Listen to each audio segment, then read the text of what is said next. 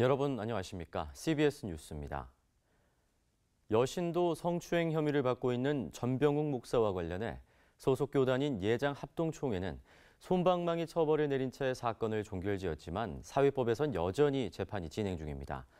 3.1교회가 전병욱 목사를 상대로 제기한 전별금 반환 소송 2심 판결에서 법원은 전 목사에게 제기된 성추행 의혹을 모두 인정했습니다. 최경배 기자의 보도입니다. 성추행 혐의가 제기된 전병욱 목사에 대해 예장합동총회 평양노회는 지난해 공직정지 2년과 설교중지 2개월의 징계를 내렸습니다. 담임 목사직을 수행하는 데 아무런 문제가 없는 징계여서 솜방망이 처벌이란 비판이 제기됐지만 총회에서마저 전 목사에 대한 재판은 이루어지지 않았습니다.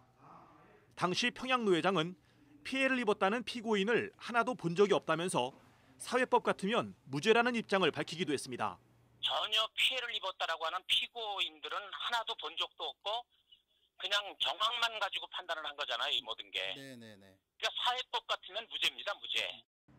하지만 예장합동총회와 평양노회가 외면한 전병욱 목사의 성추행 혐의는 사회법정에서 사실로 인정됐습니다. 서울고등법원 제13인사부는 3.1교회가 전병욱 목사를 상대로 제기한 전별금 반환 청구 소송에서 1심 판결을 뒤집고 원고 일부 승소 판결을 내렸습니다. 재판부는 전병욱 목사가 3.1교회로부터 받은 전별금 중 1억 원을 3.1교회에게 돌려주라고 판결했습니다.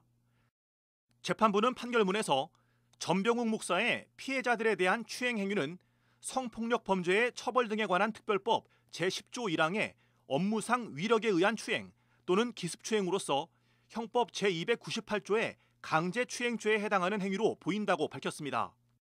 재판부는 전병욱 목사로부터 성추행 피해를 당한 피해 여성 5명의 진술을 언급하면서 성추행과 성희롱이 이루어진 장소와 내용, 방법 등이 피해자 상호 간에 상당 부분 일치한다고 말했습니다. 재판부는 그러면서 전병욱 목사가 담임 목사의 지위를 이용해 장기간 다수의 여성 신도들인 피해자들을 상대로 성추행과 성희롱을 해온 것으로 인정된다고 판시했습니다. 재판부는 담임 목사는 교회에 대해 신도들과의 신뢰관계를 불법적 언행 등으로 훼손시키지 아니할 의무를 부담한다고 보는 것이 타당하다면서 전 목사가 자신을 전적으로 신뢰하고 따르던 여성 신도들을 상대로 수년간 성추행과 성희롱 행위를 한 것은 교회에 대한 채무 불이행에 해당하며 교회에 발생한 손해를 배상할 의무가 있다고 밝혔습니다.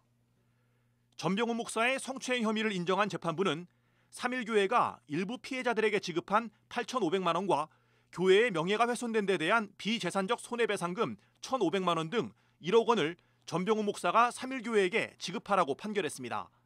CBS 뉴스 최경배입니다.